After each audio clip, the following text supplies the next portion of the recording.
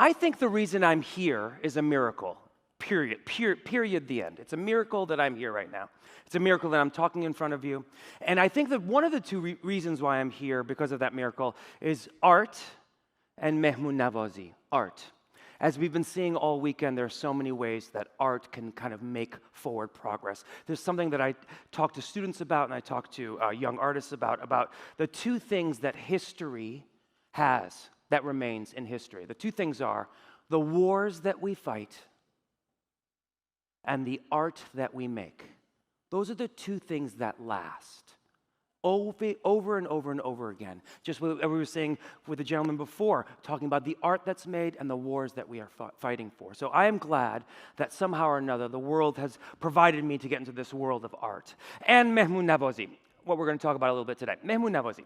So I was born in Iran, and when we came here, Iranians have this thing called Mehmoon Navazi. So it's essentially, no matter what, the guest is more important than you. And so sometimes in our refrigerator, this is a true story, growing up in a north suburb of Chicago, which we'll talk about, I would have the refrigerator be open and there'd be this like beautiful pile of fruit that's ready to go. And I'd go in and be like, I'm going to take this little seed right here. My mom's like, no, don't take that. Why? Someone's going to come today. And someone might want that fruit. Mehmoon Navazi is taking care of your guests. It's guest relations. And that's a funny concept. It has the word tarof in it that many know about. But really, it's something that we really, in Iranian culture, have so much a part of our lives. And what I didn't really realize is, as a young person, is so much of this has made the career that I have right now. So this is a picture of my family. This is in 1983. I'm going to talk about my mom and my dad.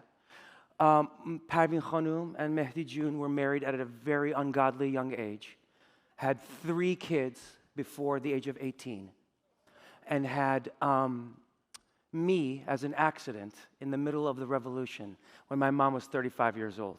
This is my brother Omid. This is after his first year of fighting in the Iran-Iraq War. That's my sister Homeira, who was actively on the streets fighting for the rights of human beings. My father was a banker at Banque Melli, and then they had him retire. And my mom had one other son that was in the United States when all this was happening by the name of Amir. And I'm born in the midst of all this madness. And so what was happening at that time, and people ask us, what do you remember most about it, is fear. The thing that I remember the most is fear. For many of those that might know, there's this a little small table that we have called the Kursi. And because we were being bombed in Iran and all that in Tehran, I would live under that Kursi, which is a table underneath where all the people would put their feet under to keep warm. This is a very important image to me because, as you can see, the world is getting collapsed a little bit with everyone's lives. Eventually, from going to Iran to Dubai, we ended up in Chicago to meet my older brother, Amir. And Amir had been there, came in 1976, and we landed in 1986. And we grew up in a north suburb of Chicago on the other side of a highway where in a really kind of affluent neighborhood called Northbrook. And in this neighborhood, we lived in this apartment complex where all the black immigrant, anyone from other came and lived in this area. And this is a young little picture of me at the house. And what's happening here is in this apartment complex called Salem Walk, where a few Iranians live, but again, everyone from all over the world would live. My mother and my father and myself really had to start over from scratch. My parents didn't speak a word of English, and I became immediately the translator of the household. And every day would be a new translation. I'll give you a couple of them. I would tell my parents about Santa Claus. And I would be like, no. The parents buy the gifts and put it under the tree. And you're supposed to do that. And then that you're supposed to say Santa Claus. And they're like, nah, Bubba, no one believes that. I'm like, no, I think people believe that. But also what was happening at that time, which was really kind of fascinating, and it's going to go to the art of the art in Mehmoon Navazi, is that my parents found out at the library, it's very easy to go get a free movie. And my parents would go to the library and get all these free movies, VHSs. But my parents would watch the movies that they watched in Iran, which were black and white and things that no kid wanted to watch. And so what would happen is they'd bring home movies like Sound of Music, they'd bring home Fiddler on the Roof, Ball Shoe, the Kid, The Great Escape, and we would watch these movies. And I would watch how much joy it brought to my mom and my dad. And then I would go into my little room in my in the apartment, and I would start mimicking all of the things that Charlie Chaplin did. I would mimic Fiddler on the Roof, being a fiddler on the roof.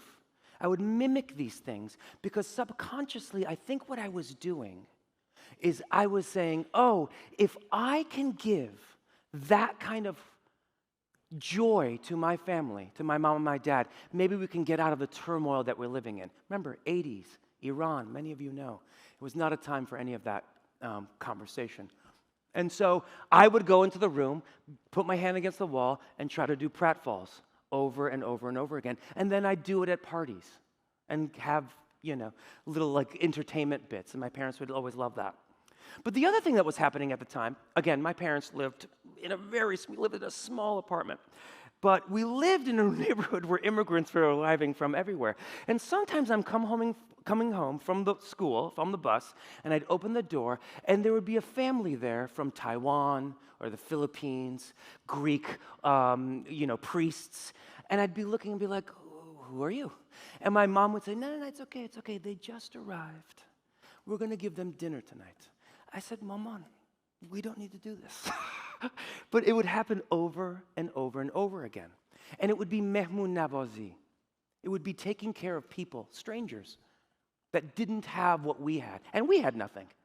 But what was happening at that time is as we were sitting at the table is we were listening to everyone's stories.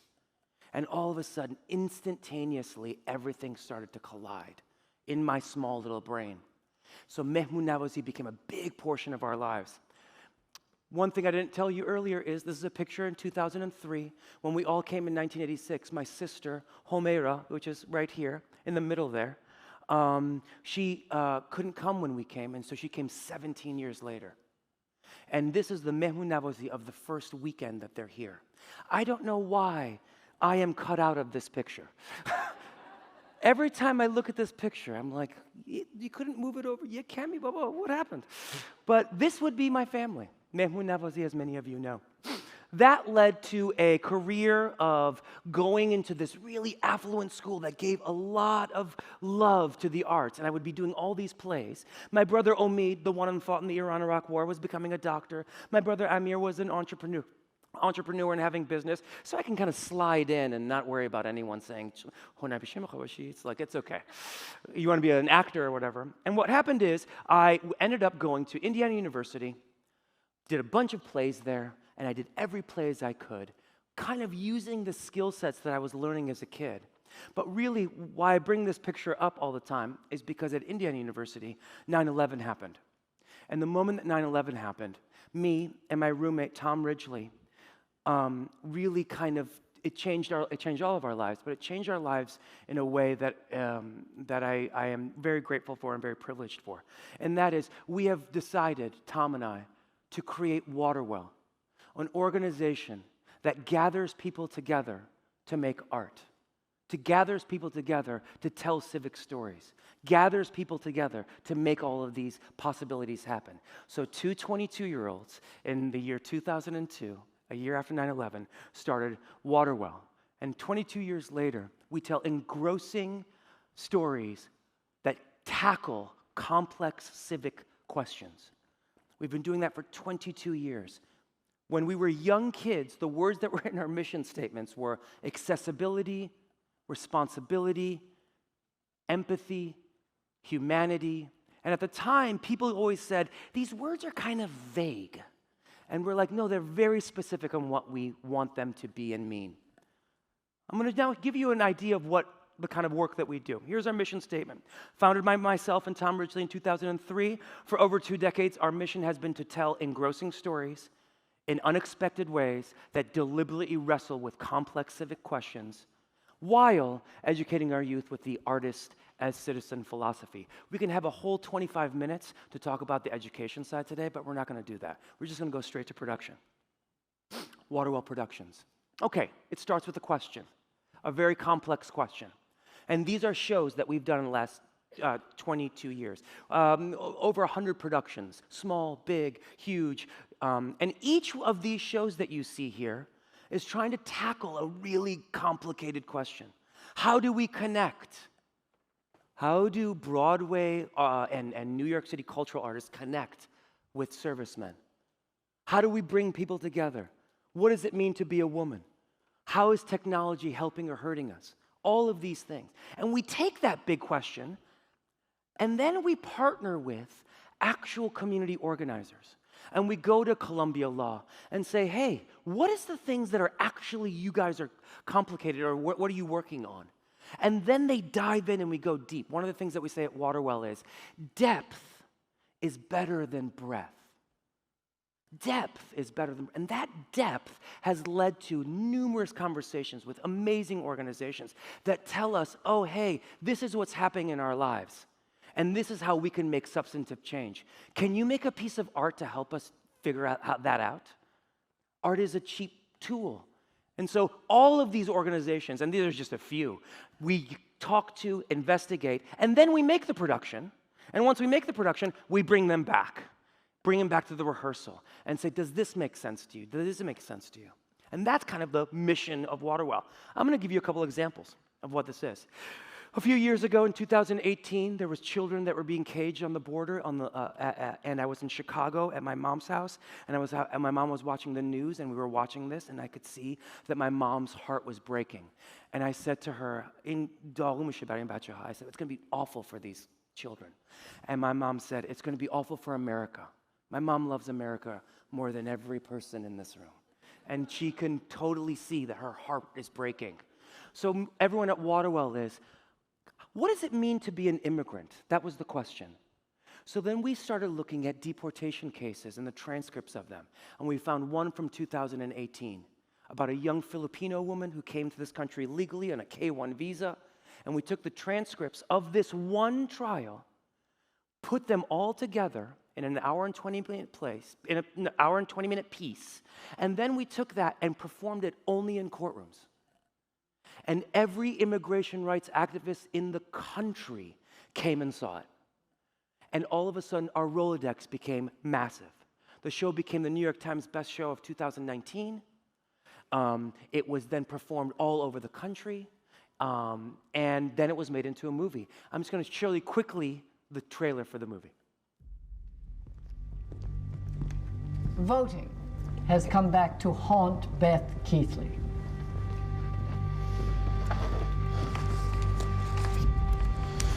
This is a hearing taking place on November 17th, 2008. Okay, let's go on the record. Do you solemnly swear the testimony you give in these proceedings and the statements in your application will be the truth, the whole truth, and nothing but the truth, so help you God?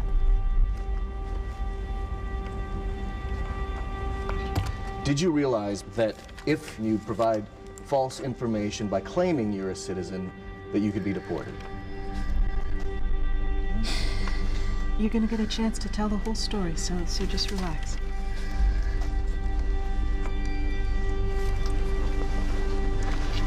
Is this your signature in the right-hand box? If you don't understand, you can say, I don't understand. I don't understand. Were you the one who checked off the boxes that you're a citizen of the United States? How in the world did this happen? All she can be accused of is being ignorant, being innocent, and being ensnared, and I don't think that we are just left to throwing up our arms and saying that there is nothing that we can do.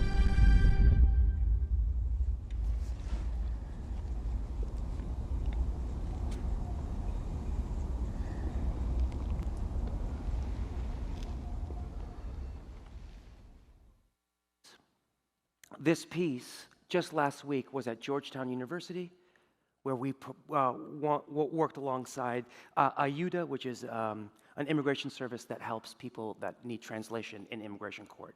These conversations led to more and more immigration rights activists. And again, when I say this, this is not political work. Transcripts are transcripts. You can think whatever you want. These are not my opinions. This is what was said and done in the room. That led to us meeting with Columbia Law. Columbia Law met us with Alora Mukherjee. Alora Mukherjee was the woman that came on the border. Literally, from that one that one moment with my mom led to the lady that actually got us to see what happened on the border. And that woman, Alora Mukherjee, gave Waterwell 65 testimonies, sworn testimonies of children on the border. And then we made this question: what is our responsibility for the innocent? And we made something, the Flores exhibits, which online, flores-exhibits.org, you can see video testimonies of just the actors, activists, and immigrants talking about what these children went through. Not political, it's just transcripts.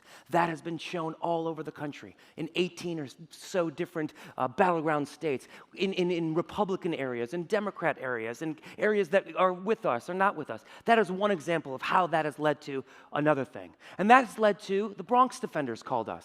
And the Bronx Defenders said, hey, what happens when you criminalize immigration? There's an act in New York City called the Dignity Not Detention Act. And this act is very simple. If you are a migrant that comes to this country, you should not be put into a jail. That's what we did. So what would we do? We then worked on a new piece called Do Not Tell Them I Am a Prince, about a young man that came to this country and was then put in one of those jails. This piece has been performed in Albany, and we're just trying to move the needle a little bit to tell what people are, so people can see what it means to criminalize someone that just got here. That has led to how do we act as a harbor for refugees. So look, the Council on Foreign Relations, the International Rescue Committee, and Welcome Corps, 3 organizations that Waterwell has been working with for a long time, they came to us and said, how do we tell people about the refugee resettlement process? Can you help us with that?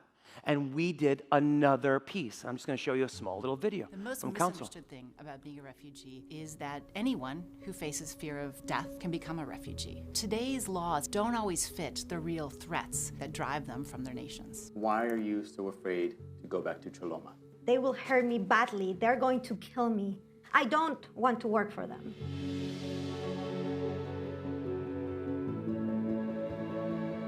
My name is Mike Froman. I'm president of the Council on Foreign Relations, and this is kind of an unusual event for us. We're going to talk about refugee issues and asylum issues, and we're really pleased to partner with Waterwell, which is a group of actors and educators who use their art to take on really important and difficult civic issues. This is an effort to take interesting, challenging policy issues and make them experiential, make them real.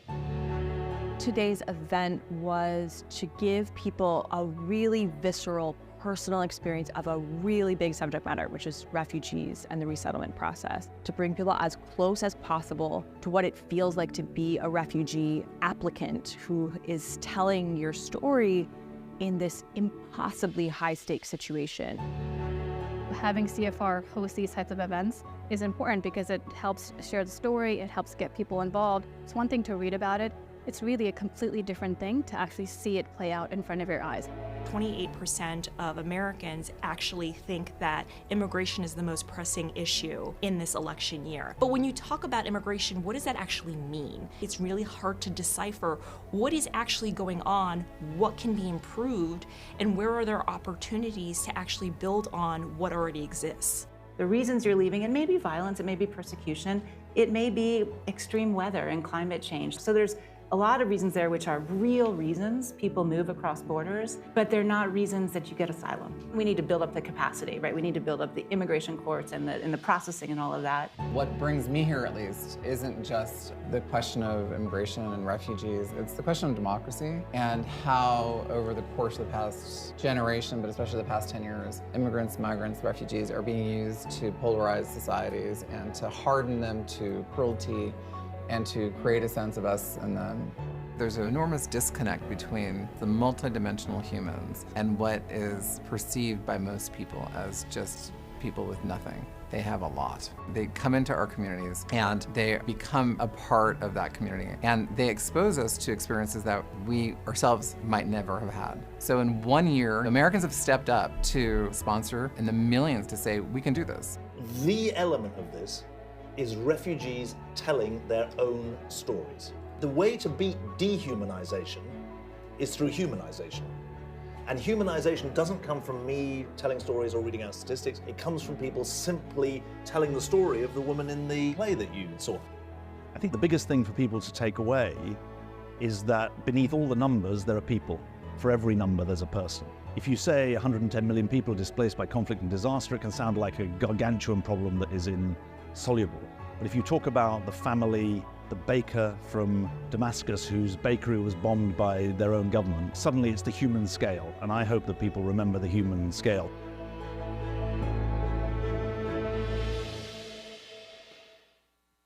Yeah, that piece was so powerful because having David Miliband say to an audience, someone asked him, if you had $1 billion, sir, how would you say solve the refugee issue? And his response was, I would make more plays like this. Because humanizing human beings gets us away from the othering of things. And theater and art and Mehmoon Navazi is an easy way to do that. Yeah. I just want to say, thank you. I just want to say all of the projects that you just saw today, as examples with the questions, are only the projects we've done in the last 10 months. This one that we have next week is the Ford Hill projects. We're answering the question, how does the highest body of power view the bodies of the most vulnerable people? And we took the transcripts of Dr. Anita Hill and the transcripts of Dr. Blasey Ford. Last week we performed it in DC for congressional aides. Many of the young congressional aides don't even know about Dr. Hill. We listened to just those transcripts. Again, the veracity of the transcripts makes it a little bit distancing, and that specificity and depth goes in. And then we've had an American Theater article, Washington Post, and this next week we have a sold-out run in New York City at the Public Theater. So just kind of the stuff that we've been doing. As you can see, it's all art and Mehmoon Navazi. It's all making art and bringing people together to kind of work alongside each other. That is kind of what Waterwell is and has been doing. And the last couple of things for the future. More community. Right now, Waterwell is talking with a lot of big foundations that you all know and heard about actually doing the reverse. Giving an application process to community organizers to send to us what stories they need to help move their needle in their own communities. And we bring our artists to them and create alongside them. Our artists will create the work and not develop it, make it. We will also engage with those community partners again, going deeper and deeper and deeper. And because of the kind of world that we lived in and the 20 years of doing this kind of stuff, we have exceptional actors. Some of the people that you just saw today are Emmy and Tony winners that are in some of these clips. We're going to be also opening up our first studio and our first for-profit. Waterwell will be taking some of these stories and be making them into movies, films, documentaries, podcasts, and everything in between. Again, working alongside some of the great folks here. I've gone so over, and I always end with this story. So I'm like, should I just quickly tell this story, or should I just in 2007, we were trying to answer, this is in 2006 or 7, we were trying to answer the question, what does it mean to be a hero? And this is before the words community organizing was in our vocabulary. This is before Barack Obama was in our world. And we've delved into the world of Martin Luther King in the last year of his life and his Poor People's Campaign and his stance against Vietnam, the Vietnam War. And we took that last year and made a show about it. That show went very, very well. We toured it all across the City Parks Foundation and did it in so many places all across New York City. That show one day was going to be at the East River Park. It was an evening show outdoors. If you look, that's Rodney Gardner, that's Kevin Townley, that's myself, that's William Jackson Harper. If you guys ever watch The Good Place or amazing, yeah, it was him and Darlicia, Tony nominee. The 5 of us were on stage doing this production outside. There was about 1,000 people out there, free. Accessibility. Waterwell is big into accessibility. Free show. We didn't know this, but the show was not going well. The sound wasn't doing well, there was too much wind, and right in the middle of the show, the generator blew, and the show was over. And then all of a sudden we got huddled, and they're like, yeah, it was a bad show anyway, but don't worry about it. Like, how about this? Why don't we sing the last song that Mahalia Jackson sang, Precious Lord, at Martin Luther King's funeral as a final piece, and that will be just close it up. So we come down, of the 1,000 people, I would say like 607 people are now here. No lights, outside New York City. And we all get very close, and we sing the last song. And then it's done. And then all the way in the back, I'm not going to cry, all the way in the back, there was a young, I would say 17-year-old black teenager with 4 or 5 of his friends. And he stood up all the way in the back and he yelled, Dr. King, do the mountaintop speech. And Rodney Gardner, without even a breath, just stood up and did the mountaintop speech. The mountaintop speech was in our performance every night. So a couple things I want to let you know. This means that this young man saw us in another park somewhere else, then said, hey, to 3 or 4 of his buddies, come down to all the way to Chinatown and come and see this production. I really think it will move you. The production fails, and this kid says, Dr. King, please do the mountaintop speech. I'm moved now because it means that this kid was so impacted by the words of Dr. King that he brought friends, came out of his way to do that again. And we believe that is the mission of art. That is what we're supposed to do. Gather people together to move the needle forward. It is not an on-off switch. It is a fader that goes up.